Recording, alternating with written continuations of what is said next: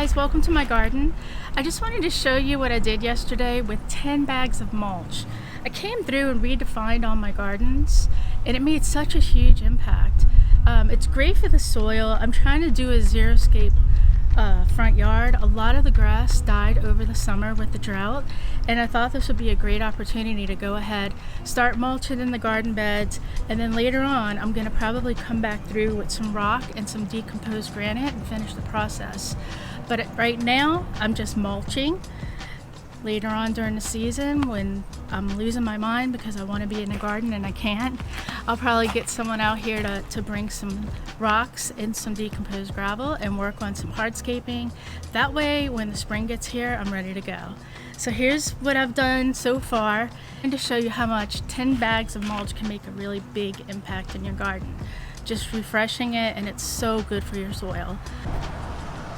So all summer, these salvias have really struggled, but with the summer being over, the weather is not triple digits. They are just popping right back. So I went ahead and made a defined edge with the mulch, start building up my garden idea, because eventually all of this is going to be mulch, and I want to extend this gravel here all the way around the property towards the back, and then I'll probably go ahead and right in here underneath these trees go ahead and add more mulch, and everything else will kind of be rock and more decomposed granite, and I think that'll tie it in really nicely.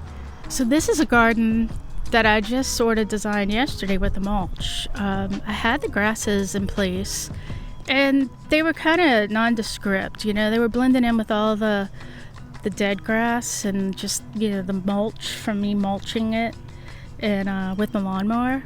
But I went ahead and used the mulch and really stacked it up, and I did that mainly because I wanted to build up the soil, but also to help with holding up the grasses.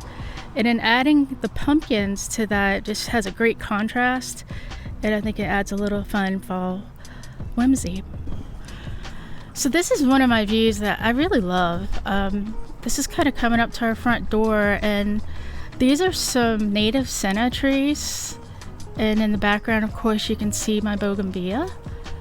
And I just added a little decorative pumpkin for some color.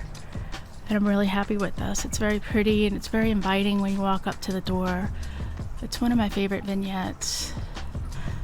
So this is the front garden, and you can see how much of a difference that just adding that compost and mulch, it just really makes it a little bit more, it gives it more contrast.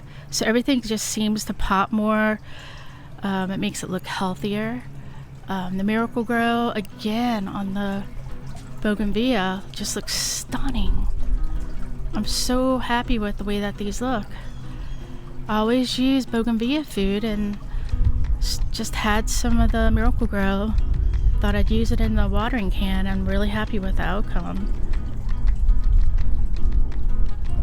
So I think it's important to remember that gardens are evolved.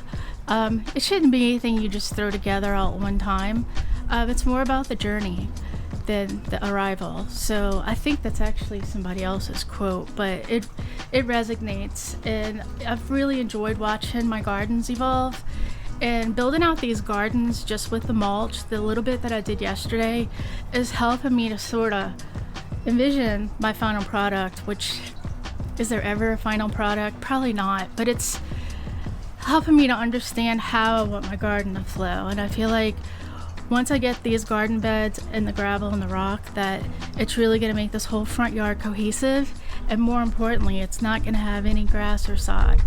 So thanks for being here, guys. I just wanted to give y'all a quick overview of what I'm doing in my gardens, and I hope that you can get out in your gardens this weekend and keep Boston gardening. Thanks a lot, guys. Thanks for being here.